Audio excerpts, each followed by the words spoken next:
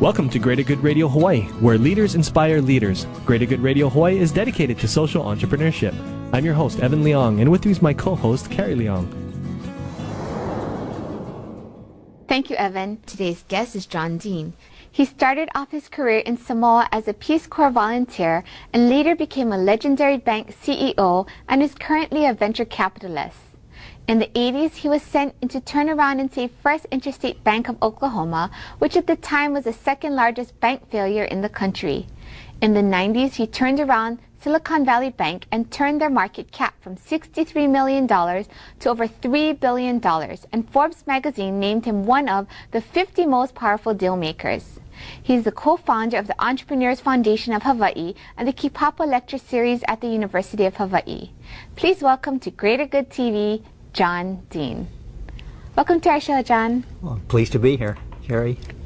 So, John, you're semi-retired, right? That's not what my wife said. Tell us what you've been up to since you left Silicon Valley Bank. Well, I stepped down as CEO from the bank, probably about 5 years ago, and then stayed on as chairman for 2 more years. But got into private capital investing, so investing in technology startup companies in Silicon Valley, but also here in Hawaii. And then got a little bit involved in the nonprofit, one of them being to co-found the Entrepreneurs Foundation of Hawaii. And then about a year and a half ago, started a small venture fund back in Silicon Valley, which I'm now involved in. How did you make the transition from CEO to venture capitalist? It was an interesting one.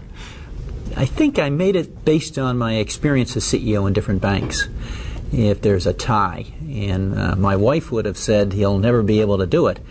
But having run several organizations, having been an operator, there was really an interest by me to see what I could do in terms of helping young entrepreneurs in the Valley, but also here in Hawaii. So that got me involved. I started investing. And then before I knew it, I was starting a venture fund to do more of it. And then how did you end up here in Hawaii? Well, it's a longer story. And I think I've mentioned to you earlier, but I was in Western Samoa, called Samoa today, as a Peace Corps volunteer. And met my wife, Susan, who was also a volunteer, a teacher in Western Samoa. And so we've always had a love of Polynesia. And after we married, and then after several years of traveling around the mainland at different jobs, we kept traveling or vacationing in Hawaii on the different islands. And about 9-10 years ago, we bought property in Waimanalo, and it's been almost 2 homes since then. What's the interest in Hawaii for you, though, besides loving the islands and deciding to invest in property here? Why are you also interested in the startup ventures here in Hawaii? I think the interest, Carrie, in the startup community here was trying to make a little bit of a difference, but it's also the background that I had in Silicon Valley. Silicon Valley Bank's the leading commercial bank in the United States in terms of lending to startup technology companies, typically venture capital backed. So with those contacts and familiarity, I had an interest first in Silicon Valley that spread to Hawaii in terms of getting involved in the growing entrepreneurial community on this island. In your opinion, what makes a great entrepreneur? Oh, jeez. Passion.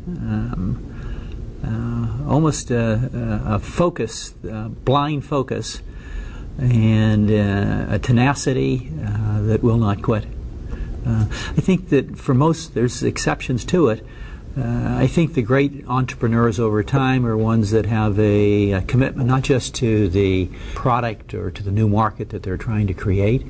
I think also there's a care, a commitment to the employees, and often I see a commitment to the community in terms of giving back. So those are some of my descriptors for a successful entrepreneur. Have you seen any differences in the entrepreneurs in Hawaii and the entrepreneurs in Silicon Valley area? Yeah, I don't want to get in trouble either way.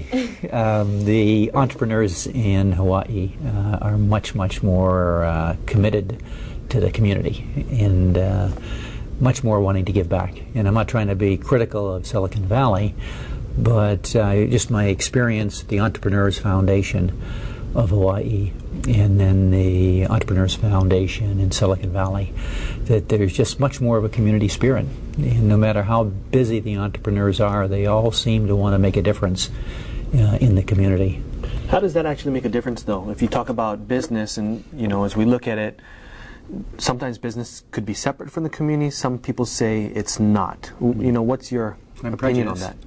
Which is, I believe strongly that the great companies are those that have not only a business plan, but a core commitment to values, whatever those values might be.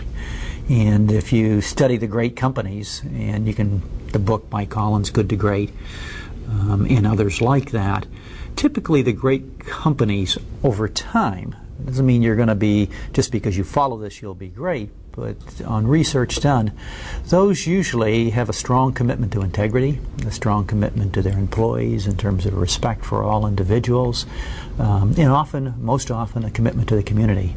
So that's what I believe makes, are some of the elements that make for a great company over time. Thanks for tuning in. Stay tuned for more on Greater Good Radio.